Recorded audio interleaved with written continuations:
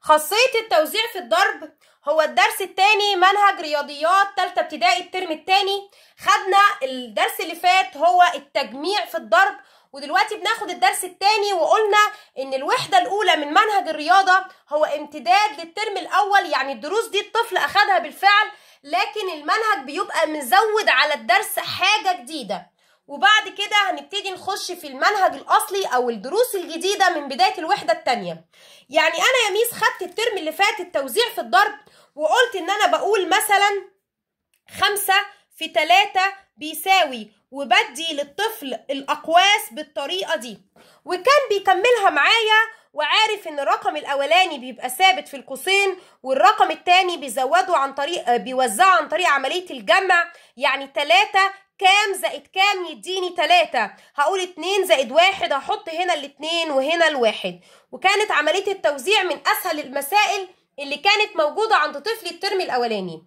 النهاردة بقى بيجيلي في الترم التاني بنفس الفكرة، لكن بيعدل عليها في بعض الأشياء، بمعنى ان هو بيقولك باستخدام خاصية التوزيع، وبيقول لي اللفظ ومهم ان انا الاقيها في السؤال، اوجد حاصل ضرب، وبيديني مسألة بالطريقة دي 3/5. فانا المفروض اني انا ببقى عارفة ان انا هوزع الرقم، لكن لازم احدد لنفسي ان التوزيع بيخص العدد الاكبر، وبعدين بعمل الخطوات بالطريقة دي. بنزل 3 واقول ان 5 التوزيعة بتاعتها ايه، ممكن تبقى 2 و3 او 1 و4، وبعد كده بعمل القوسين زي ما كانوا موجودين واجاوب واجمع.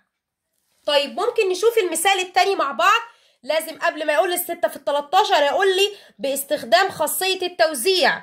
لو اللفظ مش موجود هنعمل طريقة مختلفة. عندي خاصية التجميع، واللي ما شافش الفيديو يقدر يلاقيه على القناة عندنا، وعندي خاصية التوزيع. دي طريقة ودي طريقة. لقيت لفظ خاصية التوزيع همشي الخطوات كالآتي.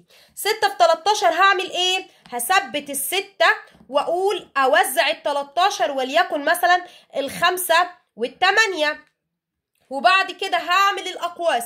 طب خلاص يا ميس اضرب 6/13 وادي الناتج. يا فندم الاستراتيجيه معناها التزام الطفل بخطوات الحل المطلوبه منه، مش معنى انه هيديني هنا الرقم مظبوط ان انا هديله الدرجه.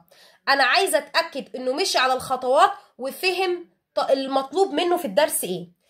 نصيحه لكل اولادنا، ما تستعجلش وتديني النتيجه وتقول انا ما غشيتش انا حليتها. امشي بخطوات اسمها استراتيجيه يا فندم، او اسمها خاصيه توزيع، علشان امشي بالخطوات التوزيع المطلوبه. هتبقى 6/5 زائد 6/8، وهجاوب 6/5 ب30، 6/8 ب48، هجمع الاجابه بال78. طب انا كنت هكتب 78 فوق. يا فندم امشيلي الخطوات.